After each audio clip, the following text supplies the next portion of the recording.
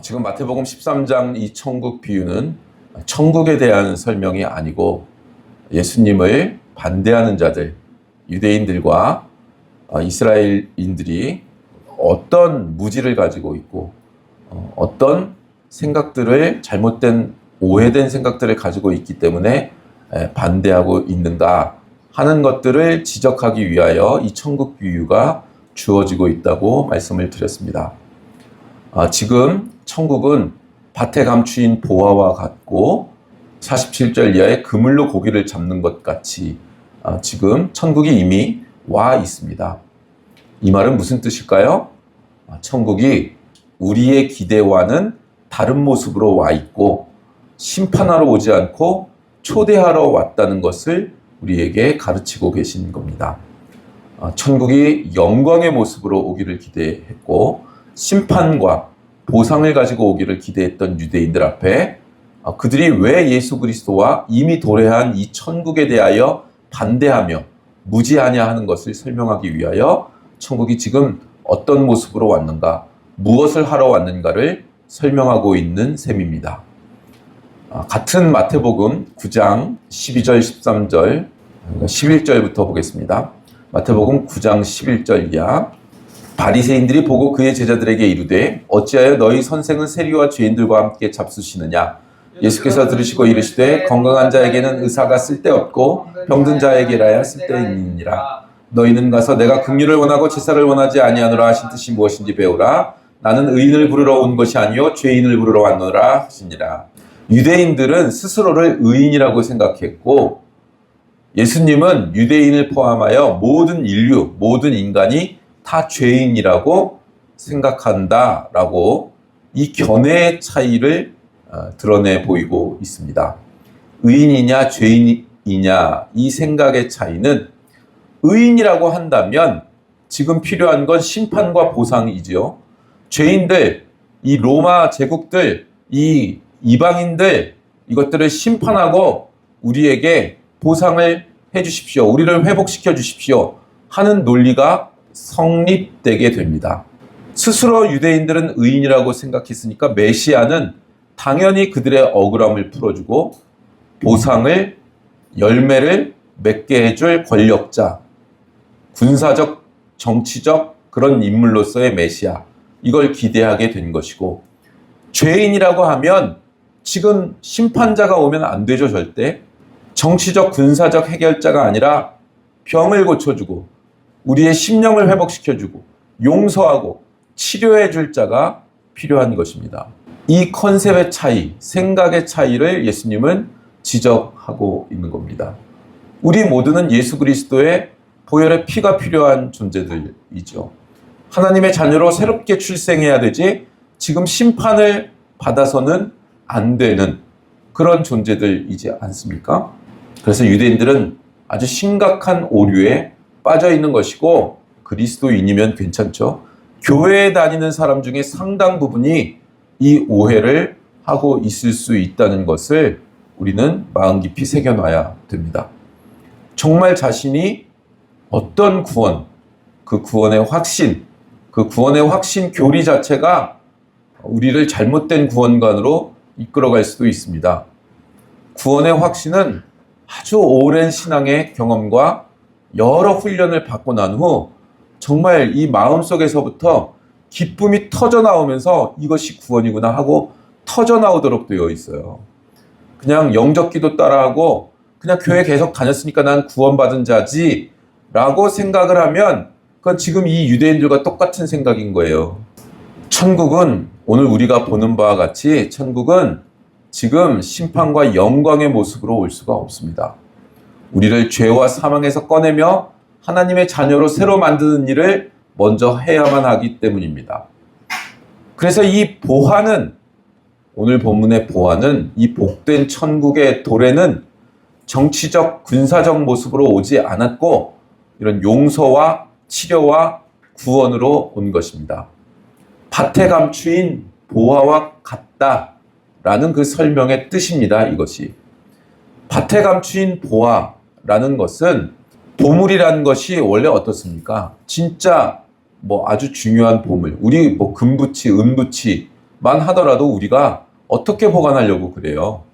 굉장히 강력한 금고라든가 아니면 어디 완전히 감춰 놓는 거죠. 누구도 모르게. 아주 비싼 100캐럿짜리 다이아몬드다. 그러면 보험 들고 아주 안전시설, 보안시설이 굉장히 강력한 곳에 CCTV 다 달아두고 보안업체, 보안 인력들이 둘러싸고 있고 수시로 순찰하고 이런 데다가 보관하는 거 아닙니까? 금만 해도 그런데. 근데 길거리에서 금 귀걸이라고 하면서 번쩍번쩍하고 막 팔고 있는데 신문지에 싸가지고 막 길거리에서 팔고 있어요. 그럼 그게 진짜일까요? 가짜일까요? 그리고 막 10분의 1 가격으로 팔아. 보물은 보물답게 대접하는 거죠. 그죠? 우리는 보물답게 대접을 하고 있는 것을 보며 그 보물이 진짜일 거라고 생각을 하는 것입니다. 근데 지금 이게 뭐예요? 밭에다가 숨겨놨다는 거예요. 금고 같은데 싸매놓지 않았다는 거예요. 누구나 드나들고 지나다니는 밭에다가 쉽게 노출될 수 있는 곳에다가 쌓아놨다는 거예요. 그럼 뭐예요? 이 보물은 진짜 보물인데 우리가 기대하는 방식으로 포장되어 있지 않다는 거예요. 왜 그럴 수밖에 없었느냐? 유대인들이 기대하는 보물은, 우리 인간들이 기대하는 보물은 금이고 다이아몬드고 진주 목걸이고 그런 건데, 하나님이 우리에게 주신 보물이란 건 생수고 맑은 공기고 필요한 때 내리는 비고 이런 걸 준 셈이란 말이에요. 그래서 그런 것들은 보물이라고 여기질 않는다고요. 하나님이 주신 진짜 보화는. 우리들이 진짜 보화는 내버려 두고 엉뚱한 것들을 보화니까 달라고 하나님께 매달리는 이유예요. 아주 진주 목걸이가, 우리가 무인도에 갔는데 언제 구원을 얻을지도 모르고 구조를 받을지도 모르는데 진주 목걸이가, 금화가 무슨 소용이 있어요? 거기서 생명이 확보된 다음에 그 다음에 잘난 척 하는데 쓰는 게 그런 것들이잖아요. 지금 그런 얘기를 하고 계신 거예요. 너희들은 진짜 생명이 다 죽어 있는데 생명이 달려있는 문제에 자꾸 금은 다이아를 달라고 한다. 너희들이 원하는 천국이란, 그 보화란 진짜 생명이 없는데도 불구하고 니들은 쓰잘데기 없는 것들, 쓰레기들을 자꾸 보화라고 여기며 달라고 하고 있다. 그게 유대인들의 오해였단 말이에요. 우리들의 오해란 말이에요. 그런 거에 있어서 우리는 틀려 있다고요. 오늘날에도 동일하게 틀려 있다고요. 거기에 경종을 울리는 말씀이라고요. 우리도 동일한 실수에 빠져 있을 수 있다고요. 신앙이 어렸을 땐 자연스럽게 거기에 빠져 있습니다.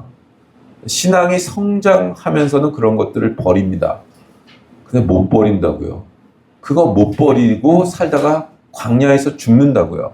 정말 진짜로 된 신앙을 가져보지도 못하고 그런 신앙을 가진 자들이 사는 삶을 선택하여 그 좁고 고통스럽고 그 길을 걸어가 보지도 못해서 그 길을 걸어가는 자들만이 누리는 그 비밀한 평강을 누려보지도 못하고 이 땅에서 잘 되려고 바둥바둥대고 이 땅에서 이 세상 사람들이 인정하는 거 어떻게든 해보려고 바둥바둥대다가 그렇게 살다 죽는다고요. 그거에 딱 걸려 있는 거예요. 근데 이 밭에 감추인 보화를 발견한 사람이 어떻게 했느냐 하면 기뻐서 돌아와서 자기 소유를 다 팔아서 그 밭을 산대요. 좋은 진주를 구하는 장사어치가 값진 진주를 발견하니까 자기 소유를 다 팔아서 그 진주를 산 것 같이 한대요. 밭에 감추인 보화를 산 사람이나 그 진주를 자기가 가진 모든 걸 팔아서 산 사람이나, 여러분 잘 기억하고 잘 보세요. 이 보화를 얻는 것이 자기 소유를 다 판 것, 자기가 추구하던 것을 다 포기하는 것, 그게 희생이 아닙니다, 여러분. 주를 위해 내가 이렇게 희생하지 않았습니까? 내가 십자가를 지는 이 희생을 얼마나 감당했습니까? 그게 아니라고요. 그런 게 없다고요. 복음은 그런 게 아니라고요. 자기가 손해봤다, 희생했다. 이건 복음이 아니고 자기 모든 걸 팔아서 산 게 아니라고요, 보화를 아직. 그들은 기뻐서 이 행위를 했대요. 자기 것을 모두 판 것, 자기가 추구하던 모든 것들을 다 포기하는 것, 그걸 기뻐서 했대요. 기뻐서. 이 행위를 한 다음에 이 보상을 줘야 되는 거 아니에요? 내가 이 십자가를 지고 이 고통을 감내하고 있는데 나한테 보상을 해줘야 되는 거 아니에요, 하나님? 이러질 않았대요. 그들이 모든 걸 포기하고 모든 걸 팔아서 산 그걸 얻은 것, 그 보화를 얻은 것, 그것 자체로 기뻐했대요. 밭이 한 3천만 원짜리 시가야. 근데 자기 걸 다 팔아서 3천만 원만 줘도 그래도 살 수 있는 밭인데 5천만 원, 막 1억을 주고 산 거야. 그러고 기뻐했다는 거예요. 왜요? 보물이 파묻혀 있으니까. 우리가 추구하는 강남 아파트들, 서울대학 가는 것들, 다른 사람들한테 인정받으려고 바둥바둥바둥대며 사는 것들, 그딴 거 다 버리고 예수 그리스도만 선택하는 거라고요. 근데 기뻐서 한대요. 기뻐서. 그게 진짜 보아니까. 그건 희생이 아니라고요. 그건 세상 사람들 관점에서, 이 세상 사람들의 관점에서 희생인 거예요. 이 세상 사람들은 그게 보아니까, 돈이 보아니까, 사람들이 원하는 거기 그 위치에 가는 게 보아니까. 우리가 예수님 믿었을 때 진짜 믿게 되면 어떻게 되냐? 목숨을 바치겠습니다. 이 세상적인 명예나 뭐 보상 이딴 거 죽을 거예요. 주님을 위해 죽을 거예요. 저는 이러고 믿습니다. 예수님 진짜 만나게 되면 진짜 예수님을 인식하게 되고 그 예수님을 내가 받아들일 수밖에 없고 그 은혜가 진짜 얼마나 큰지를 알면 이 첫 번째 내가 얼마나 큰 죄인인지를 아는 데서부터 출발하는 거죠. 도무지 내 인생은 구원받을 자격이 없구나. 난 죄인이구나. 이걸 처절하게 깨달으면 내가 예수님을 믿고 이 지옥으로부터 구원을 얻는 것이구나. 이걸 깨달아 알면 그럼 그때부터 진짜 내 생명은 예수님 것입니다. 이렇게 고백한다고요. 그리고 그렇게 살려고 발버둥을 친다고요. 근데 세상 살다 보면 어떻게 돼요? 자식 키우다 보면 어떻게 돼요? 내 자식은 남부럽지 않게 키워야 되고 내 자식은 서울대를 보내야 되고 인정받게 해야 되고 그게 들어온다고요. 그게 들어와 버린다고요. 서울도 보내는 교육을 시키지 말라는 게 아니라 하나님이 시켰으면 해야죠. 하나님이 시켰으면.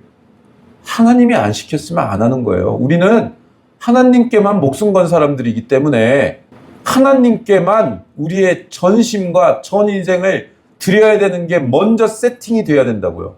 그게 먼저 세팅이 돼야 된다고요. 그렇게 우리가 살고 있어야 된다고요.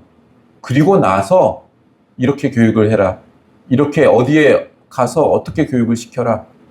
하나님이 알려주시면 그 길을 쫓아간다고요. 그게 그리스도인의 삶이에요. 우린 다 그걸 각오하고 그렇게 살기로 이 세상 것은 어떻게 되든 하나님께 우리의 인생을 드립니다를 결단한 사람들이라고요. 그리스도인이란. 근데 우리가 하나님께 요구하는 건 물질이건 명예건 다 포기하고 예수님 믿어 드렸으니까 이제 보상을 해주세요. 그거에 맞는 보상을. 이걸로 나간다고. 예수님을 믿게 된 것이 자신의 인생의 전체 보상인 사람이 거의 없습니다. 물론 시간이 굉장히 오래 걸리는 일입니다만 그렇게 못 산다고요. 우리가 어느새 예수님을 내 구세주로 믿게 될 수 있었던 것, 그게 유일하게 보상입니다. 우리에게. 나머지 건 다 액세서리예요. 애들이 재능이 있고 머리가 좋아서 공부를 잘하고 뭐 예술을 잘하고 다 액세서리라고. 그런 건 아무것도 아닌 것들이에요. 하나님이 놔라 그러면 놔버려야 되는 것. 물론 저도 예술가의 길을 놓는데 굉장히 오랜 시간이 걸렸습니다. 하나님이 내가 열심히 하나님 믿으면 그 길에서 부와 명예를 주실 줄 알았어요. 그거 놓는데 10년은 넘게 걸렸어요. 사도행전 2장 37절 이하에 가면 오순절 성령 강림 이후에 베드로 설교가 나옵니다. 한 번 설교하면 3,000명씩 믿어요. 그 설교를 들은 자들의 반응이 어떤지를 우리는 다 알고 있습니다. 사도행전 2장 37절 이하입니다. 사도행전 2장 37절에서 47절까지 말씀 우리 다 함께 봉독하겠습니다. 시작. 그들이 이 말을 듣고 마음에 찔려 베드로와 다른 사도들에게 물어 이르되 형제들아 우리가 어찌할까 하거늘 베드로가 이르되 너희가 회개하여 각각 예수 그리스도의 이름으로 세례를 받고 죄 사함을 받으라. 그리하면 성령의 선물을 받으리니 이 약속은 너희와 너희 자녀와 모든 먼데 사람 곧 주 우리 하느님이 얼마든지 부르시는 자들에게 하신 것이라 하고 또 여러 말로 확증하며 권하며 이르되 너희가 이 패역한 세대에서 구원을 받으라 하니 그 말을 받은 사람들은 세례를 받음에 이날에 신도의 수가 3천이나 더하더라. 그들이 사도의 가르침을 받아 서로 교제하고 떡을 떼며 오로지 기도하기를 힘쓰니라. 사람마다 두려워하는데 사도들로 말미암아 기사와 표적이 많이 나타나니 믿는 사람이 다 함께 있어 모든 물건을 서로 통용하고 또 재산과 소유를 팔아 각 사람의 필요를 따라 나눠주며 날마다 마음을 같이하여 성전에 모이기를 힘쓰고 집에서 떡을 떼며 기쁨과 순전한 마음으로 음식을 먹고 하나님을 찬미하며 또 온 백성에게 칭송을 받으니 주께서 구원받는 사람을 날마다 더하게 하시니라. 아멘. 이 초대교회 교인들이 하나님의 말씀을 받고 만족하여 기뻐해서 더 이상의 욕심을 부리지 않고 모든 것을 나누며 통용하고 있는 모습을 봅니다. 예배 드리는 것, 하나님 앞에 기뻐 찬미하는 것, 서로 떡을 떼며 기뻐 찬미하는 모습을 봅니다. 하나님의 백성이 된 모든 것이에요, 이게. 예수님 믿은 보상이 뭐냐? 하나님의 자녀된 것이 보상입니다. 그 이상의 보상이 없습니다. 근데 지금 한국 교회는 여태까지 하나님을 믿게 됐고 예수 그리스도의 복음을 믿게 됐고 그 은혜와 사랑을 받아 누리게 돼서 헌신하고 교회에 봉사하고 하고 열심히 힘에 닿는 데까지 봉사하고 그리고 신앙을 동원해서 뭔가 누가 더 많이 얻어가는 싸움을 하고 있단 말이에요. 간증도 다 그런 거예요. 어려운데 기도하고 11조 먼저 하고 건축 헌금 먼저 했더니 하나님이 뭘 주시더라. 그게 준 게 보상이 아닙니다, 여러분. 여러분, 자식 키울 때 공부 잘하라 그럴 때 공부 잘하면 뭘 해준다 그래요. 이번에 뭐 10등, 전교 10등 안에 들면 자전거 사달라. 이번에 뭐 5등 안에 들면 브랜드 옷과 신발을 세트로 사달라. 물론 사주죠. 그걸 이루면. 왜 사줘요? 공부를 잘하는 그것이 복인 것 자체를 몰라요. 어렸을 땐. 공부라는 건 이상하게 그게 왜 필요한지를 아는 때가 되면 이미 늦는다고요. 공부하는 때 부모가 먹여주고 입혀주고 학원 보내줄 때 공부하는 게 그게 복인 걸 모른다고요. 본인이 공부하는 습관이 들고 뭔가를 깊이 있게 이해하는 습관이 드는 것, 그것 자체가 복이고 앞으로는 어떨지 모르겠습니다만 여태까지 대한민국은 좋은 대학을 가면 안정적인 삶이 보장이 되니까 공부를 잘해서 좋은 대학 가는 것, 그것 자체가 복인 거를 그 나이 때는 몰라요. 지들이 얼마나 쉬운 걸 하고 있는지 모른다고. 부모가 일해서 먹여주고 재워주고 입혀주고 학원 보내줄 때 공부하는 게 세상에서 제일 쉬운 일이라는 걸 몰라요. 그리고 세상에서 제일 쉬운 일을 잘 해내면 어떤 보상이 자기 인생에 있는지 그 나이 때 모른다고요. 그래서 보상을 해주죠. 뭔가를 이루면. 지 인생의 보상이 되는 건데 그게 보상인지 모르고 그걸 하니까 자전거도 사주고 비싼 옷도 사주고 비싼 신발도 사주고 그렇게 보상하는 것과 같은 거라고요. 그게. 우리가 기도했는데 뭐 돈도 잘 벌게 해주고 뭐 서울대도 가고 예원도 들어가고 그런 건 그런 거에 불과한 거라고요. 사도 바울이 그걸 깨달았잖아요. 그랬더니 어떻게 해요? 빌립보서 3장 5절에서 9절. 나는 8일 만에 할례를 받고 이스라엘 족속이요 베냐민 지파요 히브리인 중에 히브리인이요 율법으로는 바리새인이요 열심으로는 교회를 박해하고 율법의 의로는 흠이 없는 자라. 그러나 무엇이든지 내게 유익하던 것을 내가 그리스도를 위하여 다 해로 여길 뿐더러 또한 모든 것을 해로 여김은 내 주 그리스도 예수를 아는 지식이 가장 고상하기 때문이라. 내가 그를 위하여 모든 것을 잃어버리고 배설물로 여김은 그리스도를 얻고 그 안에서 발견되려 함이니 내가 가진 의는 율법에서 난 것이 아니요 오직 그리스도를 믿음으로 말미암은 것이니 곧 믿음으로 하나님께로부터 난 의라. 진짜 잘 나가는 사람이었다고요. 사도 사울은 자신의 신분, 경제적 위치, 사회적 위치, 세상적 가치로서 굉장히 0.1% 안에 드는 그런 사람이라고요. 근데 그걸 뭐라고요? 배설물로 여긴대요. 배설물로. 대변, 소변으로 여긴다고요. 왜요? 예수 그리스도를 아는 것이 세상에서 가장 고상한 일이래요. 그것보다 더 귀한 건 없대요. 그래서 그 모든 것들을 배설물로 여긴대요. 여러분, 이 가치가, 이 기준이 우리 자신의 신앙의 기준이 되는 것, 그게 우리가 영적으로 성장해 나가는 것입니다. 그래서 어떻게 하기로 했냐면 10절, 내가 그리스도와 그 부활의 권능과 그 고난에 참여함을 알고자 하여 그의 죽으심을 본받아 어떻게 해서든지 죽은 자 가운데서 부활에 이르려 하노니. 부활은 언제나 죽음을 전제로 하는 거예요. 죽어야 다시 사는 거죠. 뭐에 대해서 죽어요? 세상에 대해서 죽는 거예요. 세상의 모든 가치, 하나님께 속한 가치와 비교할 때 세상의 가치는 일고의 가치도 없고 쳐다볼 가치도 없고 생각할 가치도 없고 거기에 에너지를 들일 가치가 없다고요. 그래서 희생이 아니에요. 그런 걸 포기하는 건 희생이 아니에요. 그건 세상의 관점에서 쓰는 말이라고요. 자존심도 버려야 되고 이기심도 버려야 되고 돈도 버려야 되고 명예도 버려야 되고, 그건 하나님이 어떤 가치가 있는 분인지를 알면 희생이 아니에요. 그걸 버리는 건. 하나님을 선택하는 게 복이고 배설물을 쓰레기통에 버리는 게 무슨 희생이냐고요. 그죠? 아깝지가 않죠. 극히 값진 진주를 사고 정말 진짜 보물을 사는 거니까 다 버리고 여기 하나에 투자하는 거라고요. 이걸 진짜 모르니까 우리들이 한국 교회가, 오늘날 예수 믿는 사람들이 진짜 기쁨과 감사가 없는 거예요. 진짜 이 신앙까지 우리가 자라나지 못했기 때문에 우리한테 기쁨과 감사가 없는 거고, 자기가 조금 힘들면 희생했다고 하는 거예요. 그걸. 그게 우리들 모습이잖아요. 그 기준으로 성경이 기준으로 제시하는 인물들은 다 여기까지 가 있는 거라고요. 하나님이 뭐 도대체 우리가 원하는 걸 주질 않으니까 예수님을 믿게 된 것, 하나님을 아버지라 부르게 된 것이 감사도 아니고 기쁨도 아닌 거예요. 우리같이 썩어 문드러진 존재들이 하나님을 아버지라고 부른다고요.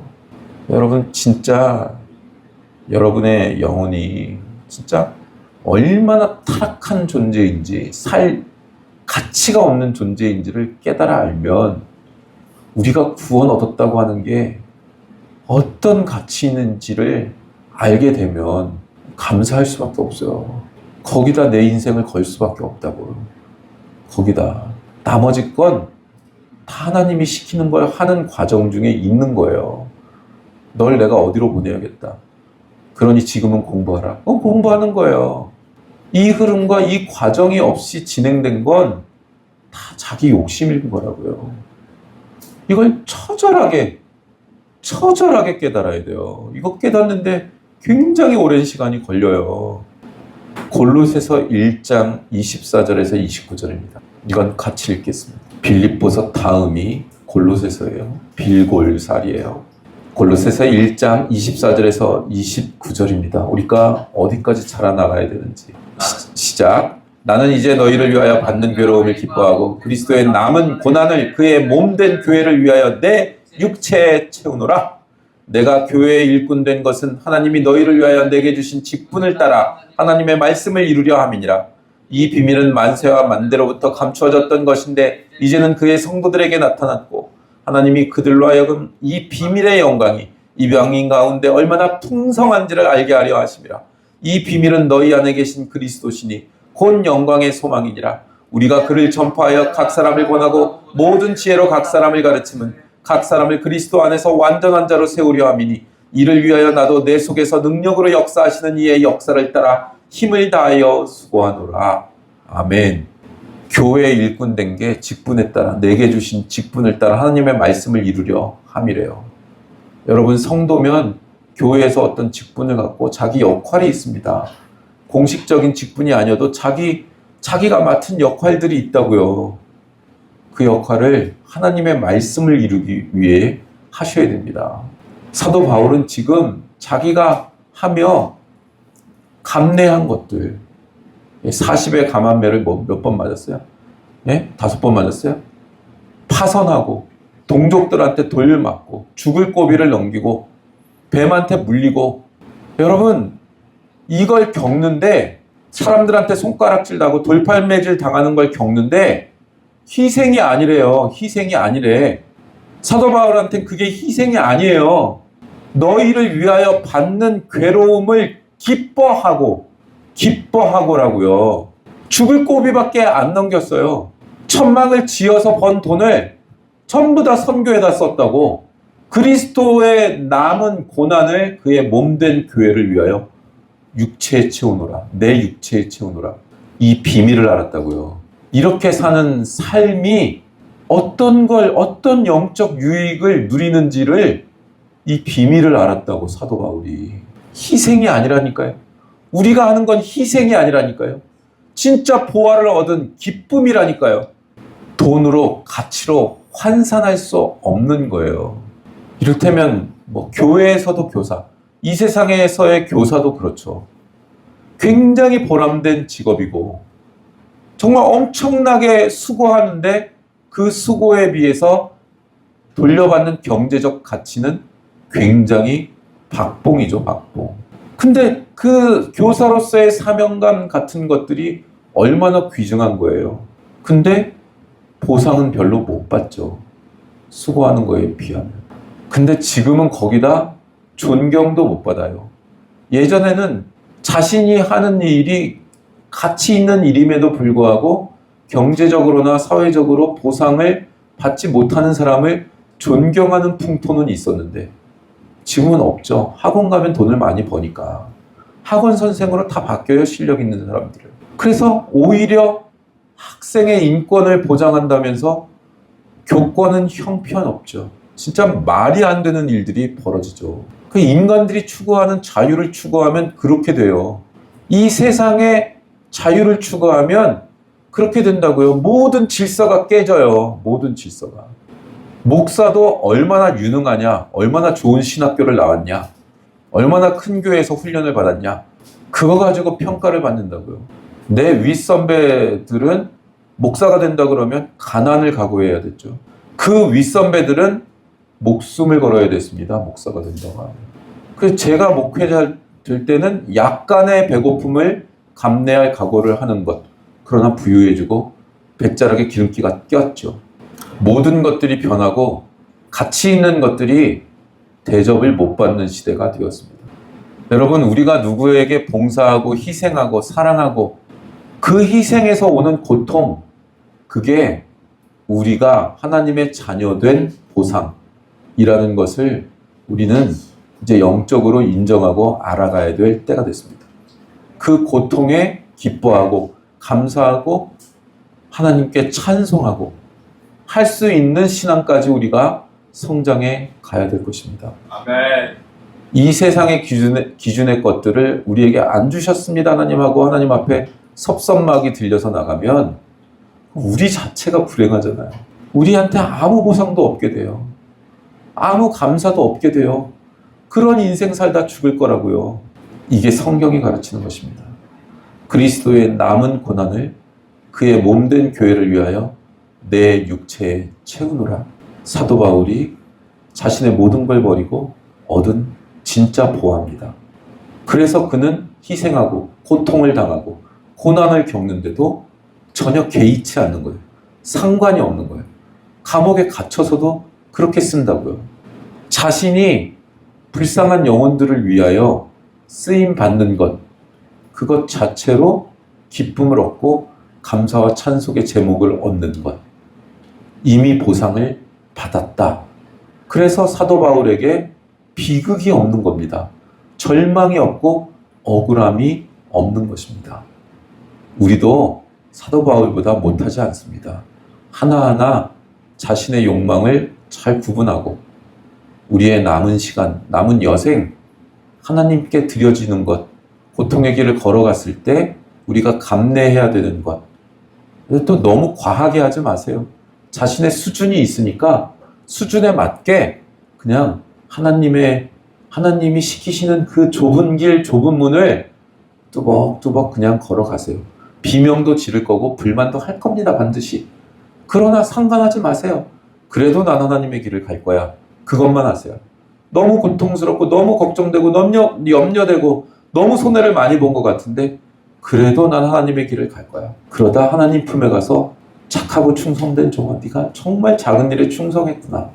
이 소리 듣는 게 내 목적이고 내 삶의 목적이고 목표고 난 여기에다 내 삶을 다 던질 거야. 이것만 하십시오. 그러면 여러분 값진 진주, 참된 부활을 산 자로서의 그 비밀을 알게 될 것입니다. 그래서 감사와 기적의 인생을 살게 되실 것입니다. 네, 이런 인생 살게 되시기를 주님의 이름으로 축원합니다. 아멘.